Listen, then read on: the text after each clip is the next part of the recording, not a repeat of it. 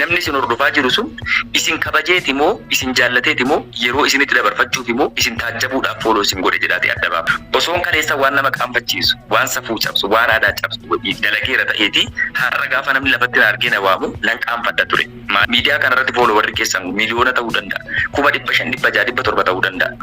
Akkuma kunoo gargar ba'uun jiru fakkeenyaaf jiru jireenyumaan okoo irraa faffagaachuun jiru duutillee akkanuma jechuudha. Keenatti tolaa ogaa dubbattu akka umurii ijoollummaati miti akka nama jaba beeka asirra na jirta dhugaa dubbachuudha. Ulfaadhu dhugaa rabbi abbiisaa kiyyaanillee hedduun si kabajaa hedduun si jaaladhani beektaa. Miidiyaa kanarratti namootaan baree fi argee keessaa namoota namuusaan Oromoo walqixxummaan ilaaluudhaan bakka lakki Oromoon bakka kanatti rakkatte jedhamu irratti waan humna keetiitiin saba kana bira dhaabbachuudhaan namoota miidiyaa hawaasummaarraa keessattuu TikTok kanarraan baree kabajuuf jaaladhu keessaa dhugaa nama tokkodhaati. Hedduu akkan si kabaju ni beektaa. Miidiyaan kun beektee dhugaa dubbachuudhaaf miidiyaan kun waan akka salphaatti ilaaluu dandeenya. Wanti inni nuuf taphate waa guddaadha. Maaliif namni dirqama waliin dhalachuu qofaa miti yookaan ollaa tokko keessatti waliin guddachuu qofaa miti. Biyya adda addaarra aadaa adda addaa environmentii yookaan haala qilleensa adda addaa keessatti dhalatee guddatee Oromummaa hidda Oromummaa qofaan jechuudha. Akkasitti akka maatiitti walitti dhufee wal yaadee noorii sammuu keessaa bahuu hin dandeenye fudhatee deemta sii galee. Kun hundi maali? Fakkeenyaaf jechuudha miidiyaa kanarratti namoota nuti beeknu hedduu jechuudha. Akka nama wajjiniin guddateetti namoota yoo ta'iti onlaayiniin seenne yaadduutu jira sii galee. Kana jechuun maali? Waan miidiyaan nutti taphateedha jechuudha. Kanaafuu miidiyaa kanatti keessatanii hin ilaalina. Biyya kana keessatti amma namoota hin beekne baay'ee jechuudha bakka nan deemetti hedduun jechuudha dhufanii yeroo na dubbisan dhugaa rabbii eessatti anoon beeku yoon dhiisee bira darbe yookaan akka waan biraatti fakkaata. Nama dubbisa namni nama beeka namni nu beeku hin jedhina. Yeroo miidiyaa kanarra teessanu hanga dandeessanuun jechoota badaa waan safuu cabsu waan namuusa cabsurraa of eeggadha. Hin qaanfattu dhugaa rabbiin isiniin jedhu obboleewwan warri miidiyaa fayyadamaa jirtan. Tarii namoonni jechuudha callisanii namoonni kaan jechuudha callisanii isin hordofuu danda'u. Miidiyaa irratti immoo isin hordofuu qofaa miti murteessaan. Wanti guddaan jechuudha bu'aa caalu kabajaa fi ulfina ilma namaa biraa argachuudha. Ulfina wanti caalu hin jiru. Wanti hunduu darbaadha. Miidiyaa kanarratti fooloo warri keessan miliyoona ta'uu danda'a. 500, 600, 700 ta'uu danda'a. Namni isin hordofaa jiru sun isin kabajeeti moo isin jaallateeti moo yeroo isinitti dabarfachuufi moo isin taajjabuudhaaf fooloo isin godhe jedhaati adda baafadha. Isin hordofuu isaa qofa isin wajjin dibbee rukutuu isaa qofa ilaalina. Hanga dandeessanuun osoon kaleessa waan nama qaanfachiisu, waan safuu cabsu, waan aadaa cabsu dalageera ta'eeti har'a gaafa namni lafatti na argee na waamu nan qaanfadha ture. Maaliif miidiyaa irratti waan fokkatuun gaggeessaa ture waan ta'eef jechuudha. Har'a garuu namni guddaanis kabajaan yeroo na simatu na dubbisu natti tola jechuudha. Haa xiqqaattu waanuma firee qabu xiqqoo hanga humna kooti wanti hin godhu yoodha waan humna keetii waan namuusaaf kabaja qabu gootee jettee namnis kabaja siif laata waan jedhamutu sammuu keetti dhufa waan ta'eedhaaf hanga dandeessanii miidiyaa hawaasummaa kanarratti akkuma kunoo gargar ba'uun jiru fakkeenyaaf jiru jireenyumaan okoo irraa faffagaachuun jiru duutillee akkanuma jechuudha. Umriin keenya illee akkasuma wabiin qabna addunyaa kanarratti akkuma irra fayyaa fakkaannee deemnu kana boru waan nama hordofte addunyaa kanarra deemnu hin beeknu. Addunyaan garantiin qabu jireenya keenya hanga dandeessaniin waan namuusa cabsu, waan safuu cabsu, waan aadaa cabsu miidiyaa hawaasummaa irratti beekamtiif jettanii hin raawwatinaa ilmaan Oromoo. Kana wanti isin gorsu dhugaa rabbiin isiniin jedha. TikTok irratti fooloowarri keessan eessa yoo ga'u, laayikiin keessan eessa yoo ga'u bisan laalina. Namummaa, aadaa, safuu. TikTok kan ergaa fayyadamuu qabe amma waggaa lama taree jechuun nan danda'a. Osoo nani amma gadi ba'ee guyyaa tokkicha onkan gandaan, onkan amantaadhaan, onkan tokko nama tokko gadi garagarshee odoo waan tokko nan godhatee aynoo guyyaa meeqa keessatti fooluun keedee koo 40K akka ta'u nan beeka beektaa. Garuu suni ani baay'ina fooloowersii namaa odoo hin ta'in nama xiqqoon na kabajuutu irra ulfina naaf kenna. Amma si kabachiisa. Ani dhugaa dubbachuuf gaafan dura si baradhu maal akka ta'e beektaa? Geemiin kun waggaa dura dhuftu takka namootuma ijoollee keenya kana wajjin taphatta. Seenaa wallaggaa takka fa'aa wajjin taphatta guyyaa tokko. Geemii kana si taphachiisnaa hin qaxxaamu jetta beektaa? Jedha kun hin jedha beektaa? Hin qaxxaamu deessa malee hin qaxxaamu jetta. Maali mucaan kun maali danjira beektaa sittanaara.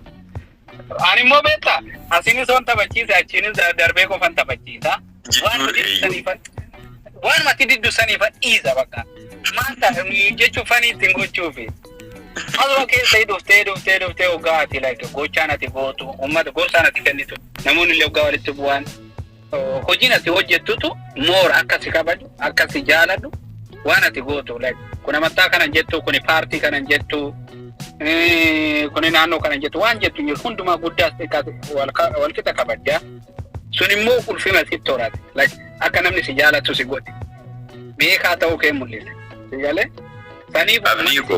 TikTok kanarratti guyyaa tokko boleettii keenya tokko na yaadadha biyya Saawudii jiraatti natti fakkaata.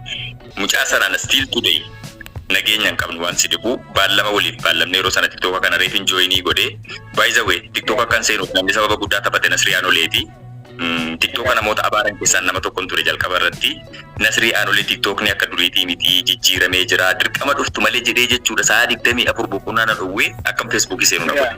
Sigalee Facebook argan seenee ka'ee boodatti miidiyaa kanarratti amma dura daansii qofa wantoota adda addaa wanti ture suni jijjiiramaa dhufu. Namoonni dannasuu utaaluu qofarra gara akka Oromummaatti walitti dhufanii dhimma rakkoo biyya keenya keessatti hawaasa keenya rakkate hawaasa keenya miidhame nama dhuunfaa nama qeenxee kaa'ee hanga namoota gareedhaan dhimmoota hawaasa keenyaa irratti gargaarsa irratti shoora guddaa taphachuu eegale. Natti tolaa dhufe jechuudha sadarkaan Facebook irratti dhiisee gara kanatti dacha'uu jechuudha siigalee. Sana booda geemiin kun amala wayii ta'ee jedha Oromoo jidduutti jechuudha. Kunoo yeroo sanas akkasitti si barannee ati namoota obboleewwan keenya yeroo baay'ee giftiidhaan leencaan jechuudha sarpiraayiz godhu keessaa nama guddaadha inni beeka Oromoon. Dhiifama si biraan hin geenye. Rakkoo hin qabu abdii koo. Ati dirqama naaf kennuu hin qabdu. Ani waan si dhibu TikTok irratti ijoolleedhaaf yeroo isaan geemii taphatan beeksisaaf hin oolaaf abaluun tapha qaba jedha. Beeksisaaf hin oola. Ofii kiyyaaf garuu guyyaa tokko Oromoodhaan tapha qaba qottaa naa hirmaadhaa jedhee kadhadheen deebi'u gaafadheen deebi'u siigalee. Natti tola. Obboleewwan koo argachuun gammachuun isaanii anaaf gammachuudha jedhee nama fudhatu keessaa tokko sammuu kiyya keessatti siigalee jireenya koo keessatti jechuudha. Namoonni dhuunfaatti na beekan na beeku. Kanaaf kanatu natti tola waan ta'eedhaaf akkas godha siigalee. Achiin jechuudha waliin taphanna jennee yeroo geemii eegallee jennu na injifatte an 3,500 isiin 8,000. Achi booda adabbii jalqabaa jette. Adabbiin jalqabaa maaliin jedheen? Mataaraan dhaabbattaa jette. Hayyeen jedheen. Adabbii lammaffaan jedheen. Adabbiin lammaffaa akkuma jirtu huccuu kanaan dhaqxee shaaworii galtaa jette. Huccuma jirtu kanaan kaatee dhiqattanaan jette. Hayyeen jedheen. Adabbii sadaffaan jedheen. Bushaappii 100 hojjettanaan jette. Isallee wayya. Dhaggeeffadhu kaasiifin ibsaa sadeen isaaniitu diteelidhaan siif kaa'a. Inni jalqabaa akka jirtu kanaan dhattee shaaworii galtaadha. Anuchuun uffadhee fuuldura namaarra taa'aa jiru kana geemii namoota taphachiisuudha jedhee kabaja kiyyamaaf hin xiqqeessa dhaqee. Alhamdulillah rabbiin fayyaa guutuu naaf kenne maaliif ilma namaa duratti xinnaadhee akkas huccuudhaan maaliin akkas jedhee nama tarteen gochuudhaaf gonkumu wanta fedhatte hafa malee kabaja kiyya ishee kana dabarsee of xiqqeessuun barbaadu uumama kiyya keessatti siigalee. Inni lammaffaa ilma dhiiraa dhaggeeffadhu aadaa Oromoo sirna gadaa keessattis gonkuma ilmi dhiiraa mataan hin dhaabbatu. Yoo tarii osoo waliin loltu osoo wal rukuttu yoo kufee jedhellee hin rukuttu hanga inni lafaa ol ka'utti safuudha. Siigalee gonkuma aadaa keenya miti kun siigalee gama Oromummaatiinis gama amantaatiinis yoo deemte ilma namaa jechuudha rabbiin ol kaasee fayyaa godhee guutuu godhee dhaabee jedhee har'aati yeroo mataan gaggaragaltee dhaabattu akka aramaa jechuudha siigalee kun salphina jechuudha siigalee giiftii kenna namni naaf kennuuf jedhee mataan hin dhaabbadhu konkolaataa maanatti hin kennin gonkuma jechuudha. Wanni godhan hedduutu jira waan xixiqqaa namoota ittiin kofalchiisu hedduutu jira. Wanti namatti hin tarteen godhu. Dhaggeeffadhu wanti namatti hin tarteen godhu lakkoofsan qabu kumaaf kitila namni keenya calliseeduma waanuma tokko irraa argee tokkotti akkas osooduma kooppii godhu kooppii peesti walirraa godheeti malee wanti nama hin tarteen godhu barsiisu taphachiisu kumaaf kitila siigalee akkasi. Inni itti aanu bushaappii 100 hojjedhu jette. Bushaappii 100 ana miskiinni mana Arabaa keessa gandarabaa naanna'ee ruuza wajjiniin wallaansoo qabaa oolu. Bushaappii 100 miti bushaappii 10 dandeen hojjedhu siigalee harkaan na hollata siigalaa jira miti. Anaa miti Joonsinaa warri kun risilingii hojjetan uyyuu danda'anii hojjetan bushaappii 100 jechuun salphaa miti siigalee. Sana booda garamittiin deemiree nagaatti olee obboleetti kiyya jedhee tapha sana diskonneetti godheen bahee jechuudha. Yeroo baay'ee ijoolleedhaan wanti waliin galleef wanti geemii taphachuun jaalannee fi adabbii namuusa hin qabne kabaja hin qabne waan naan jedhanii fi miira namoota naa wajjin taphatuu qofa osoo hin taane namoota isaan jala jiranuuf na jala jiran illee akka hin tuqneef jecha geemirraan of eega jechuudha sii galee yoo namni adabbiin taane adabaminaan jedhe tapha sana diskonneetti murdiisee baate kan biraa immoo dubartoota keenya jechuudha jechuun ispeeshaalii shaaworii seeni hudduudhaan daabaas gara gadiitii duuba keenatti agarsiisi dugda keenatti agarsiisi garaa keenatti agarsiisi. Ana biratti na fudhatama qabu dhugaa dhibba. Kan teenyaa miti abashuma akkas gochuun dubartuma kabajuma dubartiif qabu. No way. Maaliifi miidiyaa kanarratti waa tokkotu jira. Fakkeenyaaf ati yommuu geemii taphattu adabbii namuusa hin qabne safuu hin qabne yoo namoota wajjiniin raawwatta yoo ta'e jedhe bara kana keessa ilmi namaa kun kanniisa irraa gara tisiisaatti deeme. Rabbii kanniisa godheen uume. Dachii kanarratti waan gaarii akka goonuuf akka dhalootaaf jireenya keenya keessatti waan gaarii godhe dachii kanarraa deemnuufi. Siigalee ilmi namaa kun kanniisummaa jibbee tisiisummaa filate. Tisiisa jechuun bakka qoshasha bakka balfa bakka jaawaa filate siigalee. Ilmi namaa kun yeroo ammaa irratti bakka gorsi jiru, bakka beekumsi jiru, bakka jireenya isaatii wanti faayidaa qabu jiru hin dhaabbatu. Bakka fokkataa, bakka safuu hin qabne, bakka aadaa cabsu, bakka waa'ee bilchinnaa waan namuusa hin qabne irratti raawwatamu wal caccabsaatti fiiga siigalee. Isaan kun hin jedha beektaa sani. Dhumarra garuu dhuftee isteeppiidhaanii nama akkamii akka taate dhugaa beekaa nama barate. Uummanni illee kan dhaga'u hoo dubbatte kan dhageessifachuu dandeechu. Oromoo kutaa kamii haa ta'u politikaa paartii fee keessa jiraatu abbaa fee adeeggaru nama kamuu amansiisuu dandeechuudha ati beektaa. Tokkummas miidiyaa kanarratti abdii koo miidiyaa kanarratti wanti nu badde keessaa inni guddaani wallaaluma siyaasaa nurratti taphatamaa jiru kan yeroo baay'ee naaf waan biyya keenyaa kana wal qabate jechuudha. Namni keenya siyaasa hojiin dugdaaf garaa ta'e jechuudha. Siyaasa wallaaluunsaa sadarkaa akka bineensaatti wal jibbu gochisiisee jira sii galee. Maaliif siyaasa jechuun isa beekuuf qumaara bareedaadha.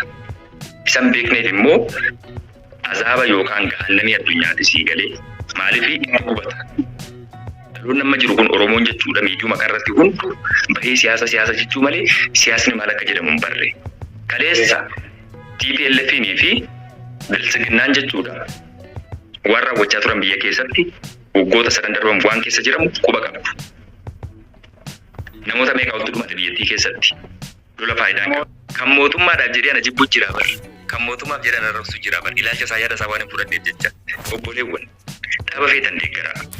Garee feetan keessa jiraadha. Siyaasnii fi namummaan waliin argatu. Isinii galee gonkumaa wal argatu. Hanga dandeessaniin siyaasaan chaalenjii wal godhaa. Siyaasaan wal falmaa wal morkaa. Bakka isinitti liqinfamnetti bakki kun sirrii miti bakki kun akkana chaalenjii wal godhaa. Garuu akka ilma Oromoo tokkotti namni tokko dhaaba biraa keessa jira jechuudhaaf nama adda addaa gochuudhaaf jibbuuf hin deemina. Kaleessa TPLF jecha arrabsaa turtan har'a garuu jara walitti araaraman faarsuuf deemtu jechuudha. Kaleessa TPLF kan TPLF haafu ni amma Oromoon kan qabnu PP keessa Oromoon hin jirti. Afaa keessa hin jirti. Kana baa'oo deeggaru jira miti. Ani har'a fakkeenyaaf abaa'oo kanaan deeggaru yoo ta'e borumee bi kafaa'oo ta'uu danda'a borumee bi PP ta'uu danda'a jechuudha. Hin beekamu. Politikaa iji jirta asii ta'e filatti har'a buddeena shiroo kan nyaattu yoo ta'e sitti ta'uu dinaa wanti afoonii filattee nyaachuu dandeessa ta'a. Saniifi dhimma amantaa qofa ilaal dhimma siyaasa qofa osoo hin taane ilmi namaa kun beektee addunyaa irrattis lafa rabbii birattis yookaan gaafa du'ee jedhullee amantaa wanti caalu hin jiru dachii lafaa kanarratti jechuudha sii galee ilmi namaa amantaallee jijjiirrata sii galee amantumayyuu jechuudha isuma keessatti dhalatee guddateyyuu ilaalee kee yoo naaf hin ta'u jedhee jijjiirrachuu danda'a jechuudha dhaaba siyaasaa miti yookaan siyaasa miti jechuudha sii galee kanaafuu ilaalcha yaadaatiif jettanii nama namummaadha oromummaadha. Keessattuu siyaasa bara kanaa akka keessattuu akka ilmaan Oromootti wanti jibbisiisaa godhu ilaalcha siyaasaatiif jecha kan akka bineensaatti jechuudha beektee akkasitti ijaan argaa wal jibbu jechuudha wal nyaachuuf deemu jechuudha wanti irraa argatu hin jiru bara warri biyya bulchu yookaan hoogganummaa keessa jiru bara already siyaasa kana keessa itti fayyadamaa jira bara ani miskiinonni garuu callisee bakka guddaa taa'u jireenya dhuunfaatiin rakkatu jechuudha siyaasaaf jecha wal fixa. Wanti nuyi jijjiirrachuu hin dandeenye paartiin jijjiirrataa amantaan jijjiirrachuu dandeecha naannoo jiraatullee kaatee bakka biraa deemuu dandeecha garuu wanni piippis taatee kafaa'us taatee maalis taatee kan hin jijjiirran oromummaa keessi miti Ani onka amma boru. Islaman ta'a jechuun kiristaanaan ta'a jechuun nan danda'a. Waan bara joobaa ta'uu nan danda'a. Miti garuu Oromummaa koo maalumayyuu odoon ta'e paartuma kamiyyuu keessa odoon ta'e eessattuyyuu jijjiirrachuu kan hin dandeenye. Malee kanaaf amantaadha jedhee paartii fe'anii jedhanii walitti bu'uu wal arrabsuu qabsaa'ota keenya darban immoo nuuf jecha warra lubbuu isaanii darbe balleessanis gaaris godhan. Isaan qaxxaanamoo namni nama du'e onkaan kan nama sijjeessuu dhufee wattaadarru harka xiirii tokko suudha harka kennate wal kabaja walliisa beektaa reeffa tokko du'ee lafa ciisu tokko isatti deebiseen tokko osoo hin dhiita kabaja reeffa sanii qaba. Hattullee wajjeesan kabaja reeffa sanii hin qaba. Namni keenya sadarkaa har'aa kan ittiin boonnu Jimmaatti haa dhalatu, Shawaatti haa dhalatu, Harargeetti haa dhalatu gootota keenya jennee ittiin sirbinu sun immoo fuudhee mataa isaa gadi naannessa. Dhimma dhuunfaatiif jenne jechuudha. Kuni haroonnoo akkamitti akka yaadan natti ulfaata dhugaa yeroo tokko. Maaliif fageessanii yaaduu maaliif? Koomantii jalatti waa argaa jira. Namoonni baay'ee dhiisii waa'ee siyaasaa jara keenya. Siyaasa osoo hin taane kuni humanity yookaan reality lafa jirtudha. Reality yookaan dhugaa lafa jirtudha. Dhugaa lafa jirtu immoo har'a jechuudha sana amma jiru kana osoo hin bu'ee jedhee nama dubbachuuf dhugaa deebi'u. Addunyaa kanarra jireenya umurii kanaafuu waan akkasii keessaa dhiisaa bileessa. Dhiisii akkasii akkana waan sammuun keessan itti amanu eessayyuu jiraata. Dhugaadha jettanii wayita yaaddan dubbadha. Addunyaan kun gabaabduu hedduu natti tola. Dhugaa dubbachuudha. Haasaan biyyaa hedduu natti tola. Paartii tokko haa ta'u kan biraa haa ta'u waan inni dubbatu waan waan sammuu isaatti amanii feerii dubbata. Fakkeenyaaf jechuudha. Haasaan biyyaa jechuun dhaabni deeggaru kan biraa kan deeggaru kan biraa ilaalchi isaa kan biraa ilaalchi koo kan biraa garuu ilaalcha isaa sana akka ilaalchaatti qabatee namummaa fi hariiroo hawaasummaa ilma Oromoo wajjin qabaachuu qabu garuu gonkumaa akkasitti daddabsu kallattiin deemsa jechuudha. I like that type of people. Namoota akkasitti kan hin jaalladhu dhiisii galee namoota callisanii siyaasni keessaan hin gargartee jennaan gonkuma ijaan argaas hin deemu. Biyya kana keessatti fakkeenyaaf Itoophiyaan biyya jedhamtu keessatti dhaabota meeqatu jiru mee lakkaa dhaabota biyya kana keessa jiran KFO'tu jira. Pabaa'ootu jira. Akkuma sanaa Muuziyeemaatu jira. Paartilee lakkoofsa hin qabne jiru. Kana jechuun paartii jechuun mootummaa kana deeggaruu miti mootummaa kanaan falmaa jiru jechuudha. Garuu seera qabeessa biyyattii keessatti akka dorgomanii injifatanuu fi hayyama qabu jechuudha. Mirgi isaanii eegamee fi sasseet. Addunyaanis karuma jetti. Ameerikaa biyyoota qarooman jettu keessatti fakkeenyaaf koongireesii fi dimokiraatii wantoota adda addaa kana jiru jechuudha. Ilaalcha adda addaa qabaachuu danda'u. Ilaalchi kee akka ilaalchaatti sii kabajamuu danda'uudha qaba jechuudha addunyaa qaroome keessatti sii galee kanaafuu intarra hiree keenya yookaan carraa keenya yookaan mirga keenya dabarsinee namaaf laanne jechuun farda jechuudha. Fardi waanumatti fe'an baatee deema jechuudha. Gonkumaa nuti immoo guyyaa wal mormaa oolanii galgala koo irbaata wajjin nyaatu isaa guyyaa wal mormaa oolanii ija walitti babaasanii wal mormanii wal amansiisanii deebi'anii irbaata wajjin nyaatu. Wal cabbatanii akkam nagaadhaan wal yaadne jedhanii gargar ba'u jechuudha. Ati lafa duwwaa dhattee siyaasni akkasi. Kanaaf hunduma keessanuu miidiyaa irratti ilmaan Oromootiin wanti gorsuu barbaadu hanga dandeessan siyaasaaf jecha akka dhuunfaatti waliin jibbina, walirraan fagaatina, waliin qoqqoodina, diinaaf waliin laatina. Ergaan kiyya guddaan kana. Maaliif wanti hunduu barbaade jechuudha isiniif galee wanti hunduu yeroo booda waan inni akki kaleessa argettani kan darbuu hin dandeessan jijjiiramee argitu jechuudha isiniif galee tokko isa osoo dhuman beektee gara biyyaa kanatti hin galin immoo miidiyaa irraa badee ture naannoo torban tokko atuu na gaafachaa turte isa badee midhaan itti agarii irratti na gaafachaa turte abdiisa osoo hidhanii duratti isii galee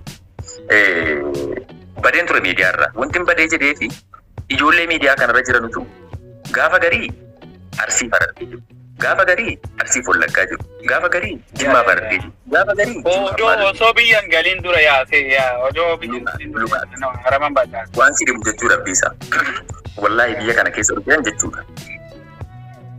Ijoollee tokko jechuudha ijoollee Jimmaa fakkeenyaaf dhalataa Jimmaa fi ijoollee Jimmaan namni itti wal argee hin jiran mucaa tokko waan akkasii sii galee namoonni as keessatti wal argaa jiru inni kaan Arsii inni kaan Baalee inni kaan Wallagga inni kaan akka Oromummaatti kabajnii fi namuusni jettee walitti dhufeenyi hariiroo hawaasni Oromoo biyya kana keessatti qabu miidiyaa irratti waan uummanni taa'ee akka waan afaan qixxaan baqaqsee kan babbaqaqaa ta'u kana miti fardaaf lafa waliin argatu quban qabu uummanni jireenya miidiyaan lafarra kan jiru addaan.